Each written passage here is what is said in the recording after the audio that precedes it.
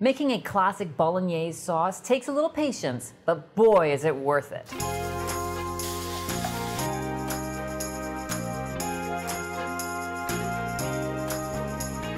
It does take a little time, but it's really easy. The first thing we're going to do is get a nice Dutch oven on the stove top. A Dutch oven is a little wider than a stock pot, and that gives us great surface area. I'm going to turn this cast iron Dutch oven on to about medium heat. Now the first thing I'm going to do is sweat or sauté our vegetables. Vegetables? Classic mirepoix, which is onion, celery, and carrots. When I think about whether I want to start a recipe using oil or butter to sauté my vegetables, I think about the recipe in its entirety and what other ingredients I'll be adding later. If I'm adding dairy later, and I'm adding some milk to this later, and I'm probably putting a little cheese on, then I want to start with some butter. Butter burns at a relatively low temperature, but if I add some oil to that, I can bring that temperature up so the butter won't burn, and I get the benefit of having the flavor of the butter as well as the olive oil. We're just going to cook these veggies until they start to soften. That'll be probably anywhere from 5 to 8 minutes. So once your vegetables have started to get softer, then we're going to add some herbs to this. I'm going to just put some fresh thyme sprigs in here and let those cook with the vegetables. Now traditionally there are no herbs in a Bolognese sauce, but we can be flexible. Add a little thyme, add a little oregano if you want to. The next step is adding the meat. Now in this Bolognese, we're going to do 2 parts of beef and 1 part of pork. The pork really mixes this up a little bit, gives it a little variety, adds some more flavor, but if you want to go with just all beef, that's fine too. We're going to cook this meat, both of them together, breaking them down with a wooden spoon into smaller chunks until you see no pink left. So once there's no more pink left in this beef and pork, you're going to find some fat has rendered out of the meat. So you can decide how much you want to leave in there. You can leave it all, you can leave barely any. I recommend leaving about 2 tablespoons. So I'm just going to pull that meat to one side and drain off some of this grease. Now the next step is to add milk to your Bolognese. We're going to pour this in and let it be by itself in this pot with the meat. What it's going to do is sweeten that pork a little bit. It's going to counteract the flavor of the wine, which is coming in next. But remember, milk is actually acidic, so it's going to help break all the meat fibers down and make this super tender and delicious. We're going to leave the milk in there, simmering until it's almost all gone. It'll take about 10 minutes.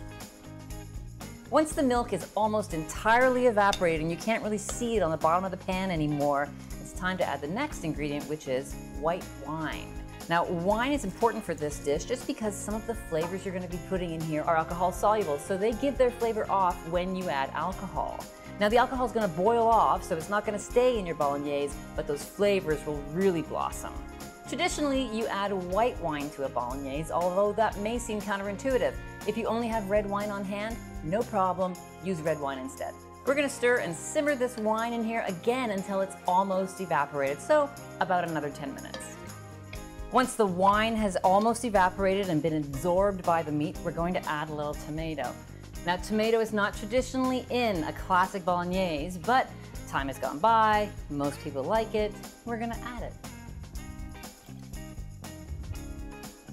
Once we've stirred this in, we're going to let this simmer for a couple hours. That's where the patience comes in.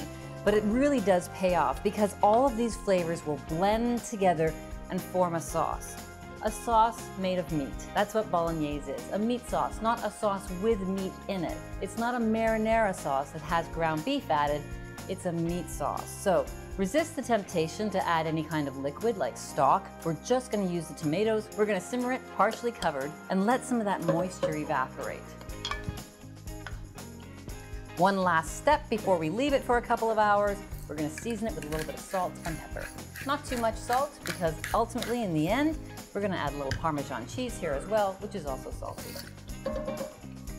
And now we let it simmer. So 2 hours later, our Bolognese is probably ready.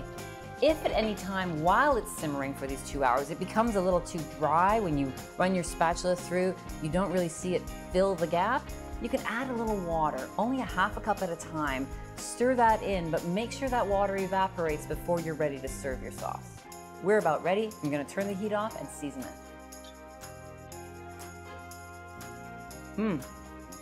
It's really tender, really delicious. All the flavors have blended nicely. It just needs a little final seasoning up, salt, a little pepper. And when I stir this, I can actually see the bottom of the pan. That's what we want. We want a sauce made of meat, not a saucy meat mixture. Mmm. Delicious. A plate of pasta. A spoonful of bolognese on top.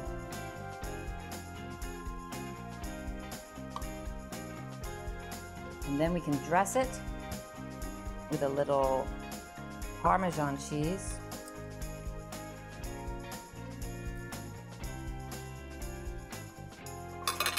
A little parsley. And it may have taken a little time, but it was really easy, and it's so delicious.